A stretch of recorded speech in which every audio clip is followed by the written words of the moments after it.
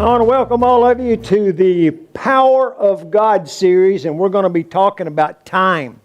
Now, for those of you who don't know, I want to fill in a little bit about me. Last week we talked a little bit. I had an appointment with my shoulder surgeon. I have an artificial knee and an artificial shoulder, and I've decided I want another artificial shoulder. The pain got there, so I'm ready. Long set of circumstances. I canceled that appointment, went to it with another doctor. He said, let's just do a shot. Long set of circumstances. On the way leaving the doctor's office, I fell down the concrete steps. No, not steps, stairs. And my feet went up, and I came down right there on one of the steps. Ambulance, fire truck, the whole 9 yards. As long as I don't move that muscle, I'm fine. But if I don't shake your hand, you know why. But I am doing much better. There's just certain things I cannot do. We got somebody else doing the horse training. So thank you, everyone, for your prayers. We didn't know how bad it was going to be. If I call an ambulance, it was hurting. But also keep my wife in your prayers. She's down in her back. She's actually hurting all the time. I just hurt when I move the wrong way. But we do really appreciate all your prayers. And so if I'm a little moving funny, I'm just protecting my muscle. So we want to thank you for that. We're going to pray, and we're going to get started with horse training with a message. Father God, we thank you because we're going to be talking about time. And we thank you for your timing. We don't always agree with it, but you are the great creator, and you have power over time. You can stop the sun, and you can even make it go backwards, and we're going to talk about that today. But Lord, I pray that you will help us understand that your timing is better than ours. And we thank you. In Jesus' name, amen. I want to thank Tegan that schedules all my horses, and she made some phone calls, and we get to meet Chris. I know today's the first time I've met Chris, but she volunteered to bring a horse and teach us some things that from a different part of our world. So tell us a little bit about you and the horse you got today. All right, so my name is Chris Hendrickson. You probably know me from G5. I'm usually over there. If I'm not there, I'm on a horse. This is Dragon. He's a 6-year-old Arabian. I've only had him since about September. He came into training. The lady pretty much wanted him sold. He kind of had a bucking issue, but he's getting better. Background on me, I started riding when I was 8, did a lot of pleasure horses. Got out of that, did a little rodeo, then ended up doing hunters, did the hunter jumper thing, graduated high school, and moved to Texas. And decided I wanted to ride cutters and reiners. And I did that for a very long time. You're not old enough to do it for a long time. Just say it. Very long time. Graduated when I was 17, and that's all I've done. I've been here in Florida about 2 years. I moved here for my mom, and in my time in Texas, after I left the reining and cutting deal, I did my own working cow horse. Before working cow horse was big, we were going to Snaffle Bit in Reno and that kind of deal. I did a lot of training for a lady for about 5 years in the Arabs, showing them at a super high level, and got into endurance. And would take a lot of young horses for their first limited distance. Limited distance are usually about 15 miles or 25. And, I'm just sticky, I guess. I stay on. So, but that got me into this distance riding thing. And so I did the COVID Derby this year. You got to explain that. So the COVID Derby was our take on the Mongolian Derby, since we couldn't go to Mongolia this year. So the Mongolian Derby is an annual deal that is ran in Mongolia, the country. It's the old Genghis Khan route, mail route. And so we ride 600 miles across Mongolia on semi-wild ponies. And every 25 miles we get a new pony. And it's been on my bucket list. When I was 27, I was diagnosed with Hodgkin's lymphoma stage 3. I've since beat that. I beat it twice. And so I have a bucket list. Amen. And Mongolia was on the list. And last year I ended up applying. We were supposed to go this next year in 21, but because of COVID, we ended up, we'll go in 22. And so this year, all of us banded together. Devin Horn, who's out in Texas, who has been, I think, second in the Mongolian Derby. She put together COVID Derby. And so we did this virtually for 30 days. The goal was to ride 600 miles. So I went into the deal with 4 horses. 2 of them were 3-year-olds that I didn't have a lot of time on. And I only made 346 miles in the month of August, trying to juggle that and a full-time job. So we kind of sort of made it halvesies. So I do a lot of training. With every horse that comes into me, I do a lot of distance. I put 3 miles on this horse yesterday. I put 3 miles on that horse yesterday. And we just kind of build from there.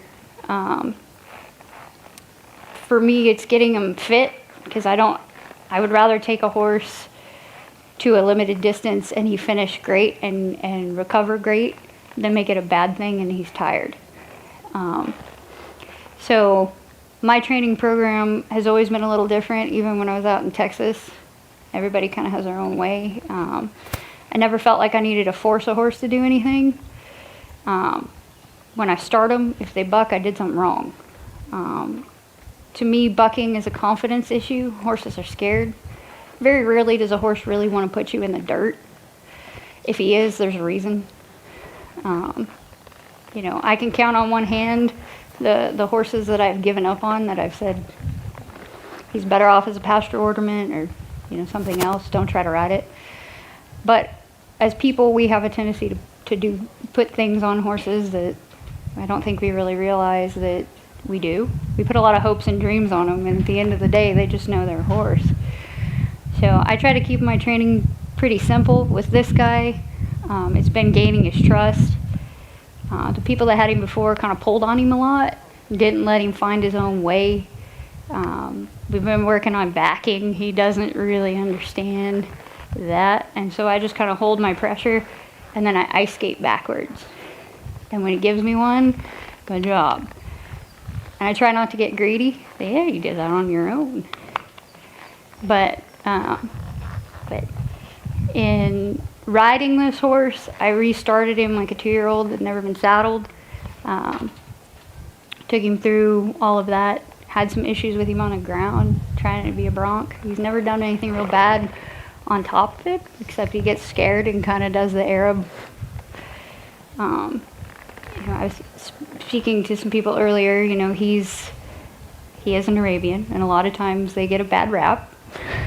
They are pretty reactive, but they're not bad horses. They're just incredibly intelligent and very, very, very sensitive and light. And the history on these guys, almost every horse breed has Arabian in it.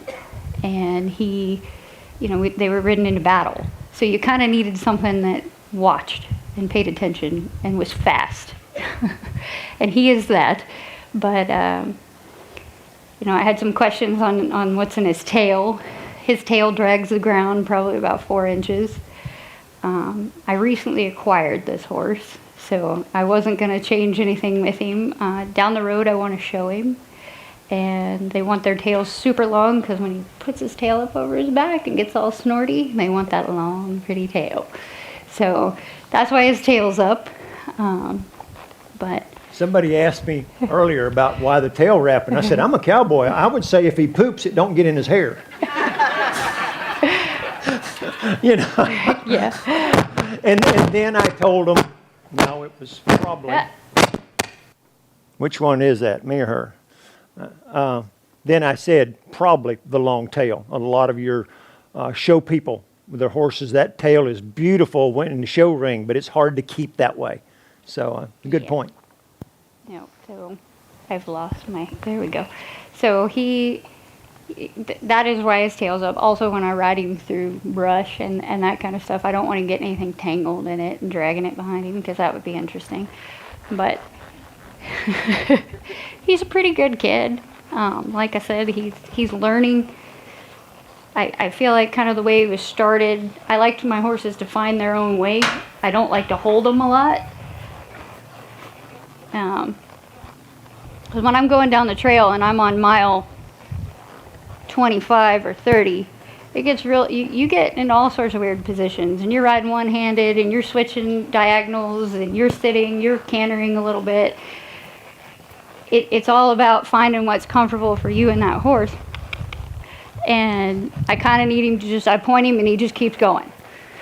Whether there's water, whether there's a scary bush, we just got to go. And, you know, I have a lot of people that bring me horses, and they're always like, well, Chris, you're so fearless. And you just get on them and go. Well, a little bit, but you got to trust them. And that's always been my biggest thing is I believe that my horses don't want to hurt me. And if they're worried or they're scared, then it's my job to say, hey, you're all right. And I shouldn't put them in any position where they question that. When I go, hey, you're okay, they go, okay, you're okay. We're okay. I'm worried, but we're okay. And that's always been the base of my training. Like I said, I don't like to force anything. And you know, like with this little guy, like he's found whoa pretty easy. And most of that comes off my seat. I don't believe in pulling a horse to a stop. That comes from reining. If you're pulling a horse to a stop, you're giving him something to lean on, and he's not able to pick up his shoulders if he's doing this and bracing against that bridle. If he comes to a stop and when I put my weight in my feet and my hands stay where they are, and he kind of runs into my hands and rolls over and picks his shoulder up, that's a good stop because he's using his back. I am kind of big into biomechanics and how horses move, and I want him to move correctly, because if a horse is moving correctly, he's going to stay sound longer. If my horse is going down the trail for 20 miles with his head in the air, hollow in the back, he's not going to stay sound. He's going to be sore in the back when I go into vet check, and they're not going to let me keep going. And so that's one of the things I've got to get this horse, where he's softer in the face and wants to round out and pick up his back and drive with his hind end. And once he does that, at walk, trot, lope, whatever we're doing, whatever I ask him to do, whether it's chase cows, whether it's do some dressage, run barrels, any of that, if he's correct, you know, I tell people all the time, horses are bridges. Your bridge is strong if it moves like this. Your bridge is not so strong if it's like this. And so I don't believe in gimmicks. I don't believe in martingales. I don't believe in tie downs. I don't believe in any of that. A good snaffle bit and nice hands, you can get that way. I'm kind of a big pusher of Tom Balding bits. That's what this horse has on. It's a ball hinge snaffle. Buck Brenneman says it's the only bit you need. And I don't know what the guy does when he makes them, but I didn't believe it till I tried one, and now it's like my favorite snaffle ever. But I put all my young horses in it. I do a lot of work without a bit. I do a lot in a loping hackamore. I do a lot in traditional Brazil, and that comes from the working cow horse. I never had a snaffle bit for treaty horse, but I had a lot of hackamore horses, and take it back to that traditional deal, building a horse that can go on to be a bridle horse that we can use into, 15, 16, 20 years old. Longevity has always been a big part of my program. Shortcuts will get you short results, get you short success. I could slam on this horse and have him at gallop in the Greenway, at the end of December and January doing a 50 if I pushed on him. But mentally, I don't think he could handle that. And that's my job as a trainer, is to assess this horse and say, okay, I think he can do this at this point, and set him up for success. That's always what I tell people, even when starting a horse.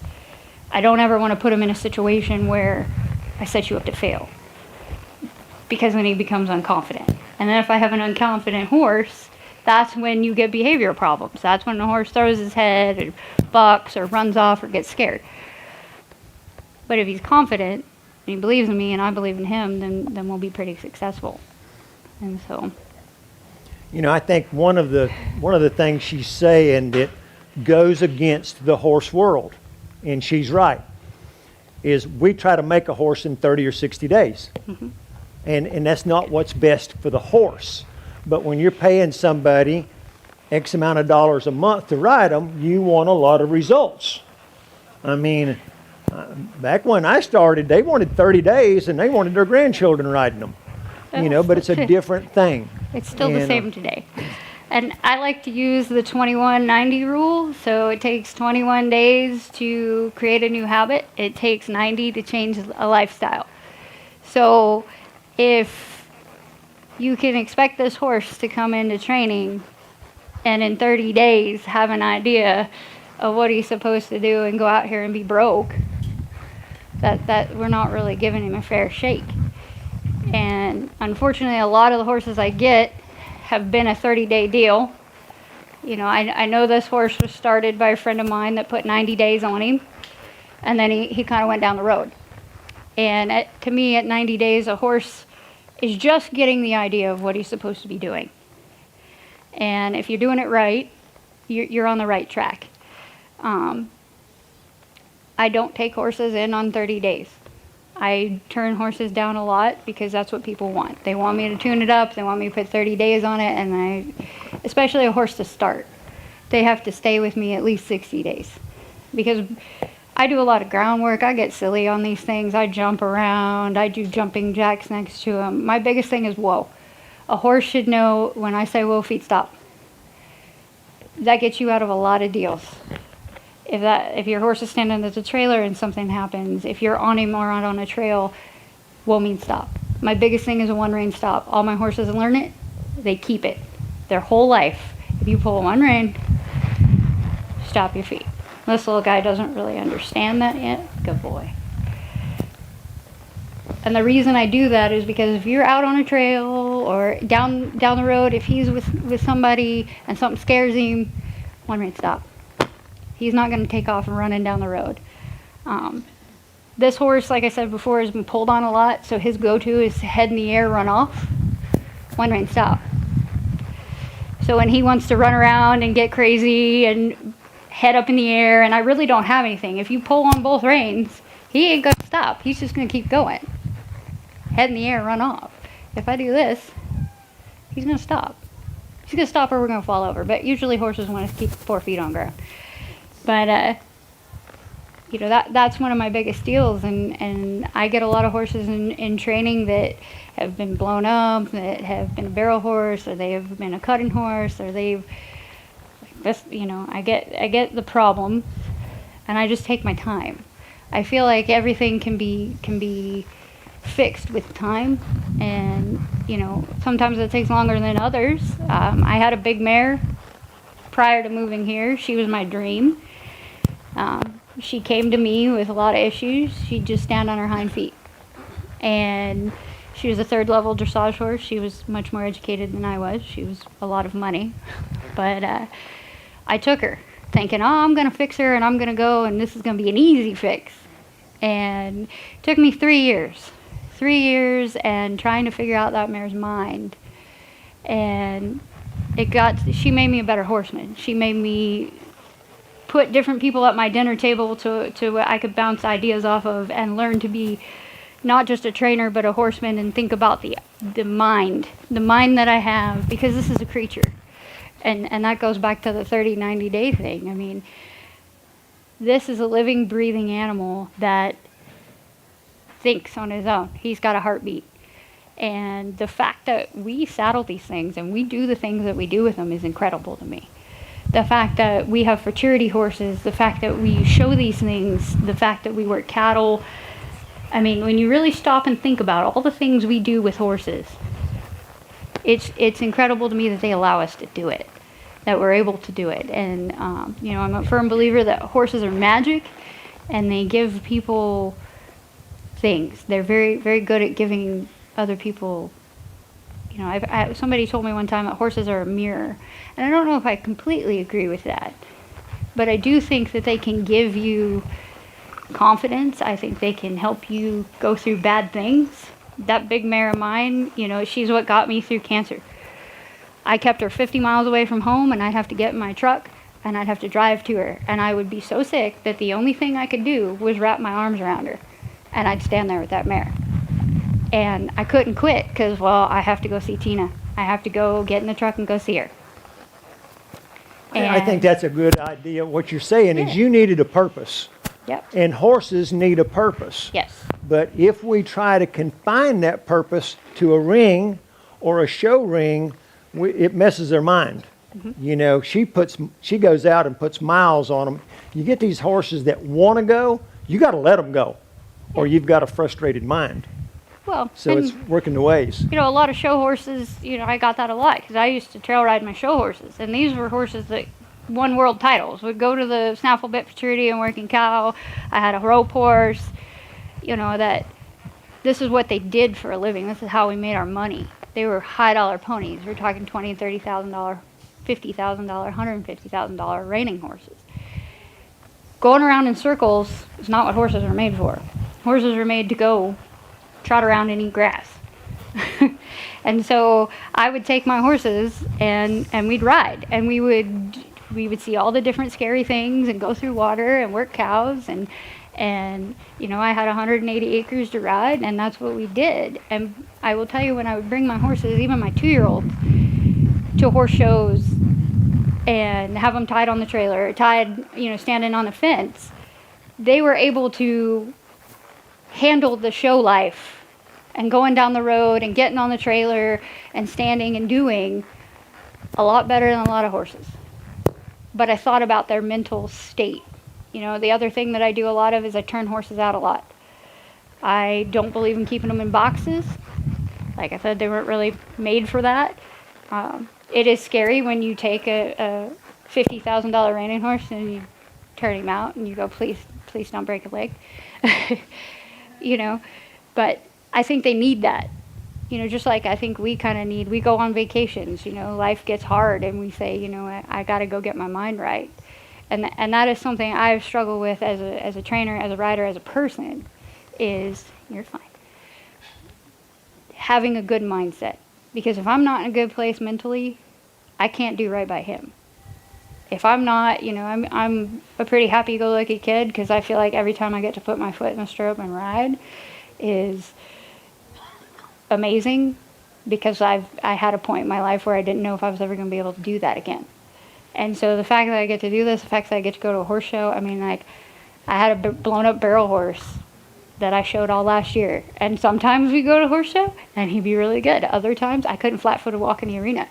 And I've got the biggest grin in the world on my face, and everyone's like, why are you so happy? Your horse is being horrible. And I'm like, the fact that I get to come be in this pen, and I get to saddle this horse, and I get to ride, is incredible to me. That's, you know, everyone's always like, well, Chris, how you doing? Well, I'm living the dream. I really am. I get to get up in the morning and get on horses and ride.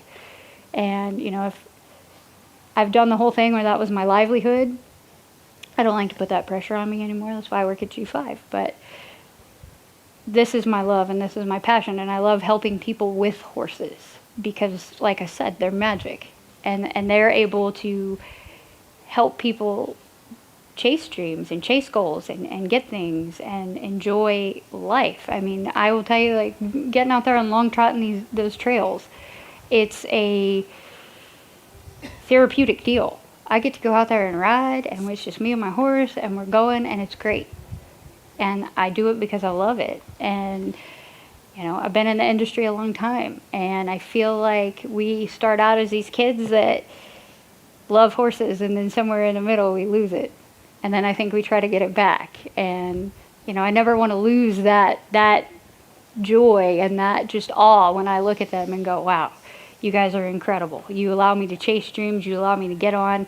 I get a lot of questions about Mongolia of, are you really going to do that? You're going to get on these wild ponies. And for me, you know, really thinking about it when it was first brought up to me, I was like, I don't know if I want to ride 600 miles, because you only get 14 days to do it. And anybody who's won it finds out a way to do it in 6 to 7 days.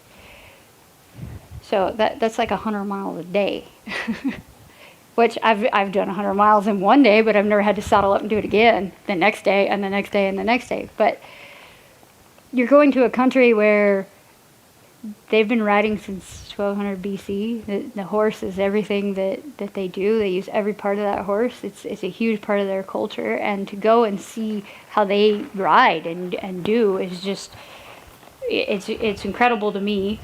And I think going and getting on and seeing different things, because, horses are horses, and how do they do it in the rest of the world? And, I just might learn something that I can bring home and play around on these guys with. But no, horses have always been my passion, and helping people and helping horses, because like this little guy, I think he can be a 100-mile horse. He's got enough little fire in there that I think he can be a good one. For our audience, we got a lot of people that their dream horse is to just get on and walk 5 miles and come back to the trailer, and of course, I have told people, just get a bicycle, because all you want to do is go talk to your friends. It don't cost near as much. But I think that Chris, being a trainer, will agree with me. If you, the average person, is not going to be a performance rider, trainer, show person, you just want a trail ride horse. Do not buy one you have to fix. No. And then what happens so many times, when you get the horse, it's good, you keep it for 30 days and it's not good. Now what happened?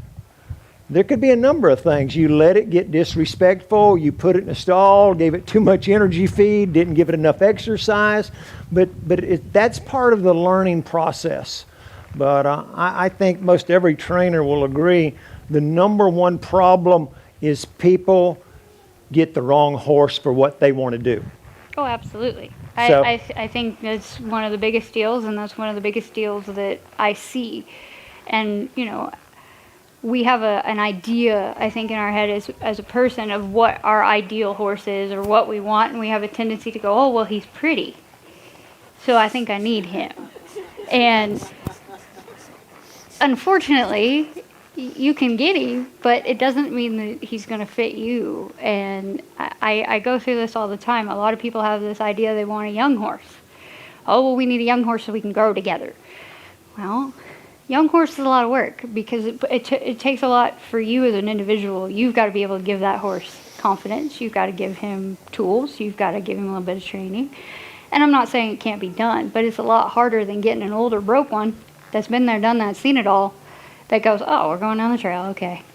And I'm not saying that none of them have problems, but they're usually a little easier to work through than a young horse that doesn't know, because that's really what it comes to. He doesn't know. He doesn't know what the rules are. He doesn't know what the guidelines are. He doesn't know what he's supposed to do. He's looking at you and you're saying, I don't know either. I've never been here before. I don't know what we're supposed to do. So then he goes, well, you don't know what we're doing. I don't know what we're doing. I'm getting out of here. Yeah. My best story about young horses, and somebody said they want to get a young horse for a young child. They want them to grow up together. Bad idea. That's Bad like idea. a mistake. So the story I tell is, let's say my son, and I've been telling this story for 25 years. Now, he's 36 now. But let's say he was driving on the farm when he was 4. I mean, literally with a tractor by himself, he would go to my roping arena. But let's say he goes through school, goes through driver's ed, makes 100. This boy's been driving already for 12 years when he's 16. He gets his driver's license, passes everything great, gets his license, and he wants to take your daughter to Jacksonville for a concert. You going to let him? Oh, he's a perfect driver, but he has no experience. And that's the problem with young horses. There's too many things out in this world they've never seen, and you don't know how they're going to react to it until it happens. So you get these older horses, and then they teach you.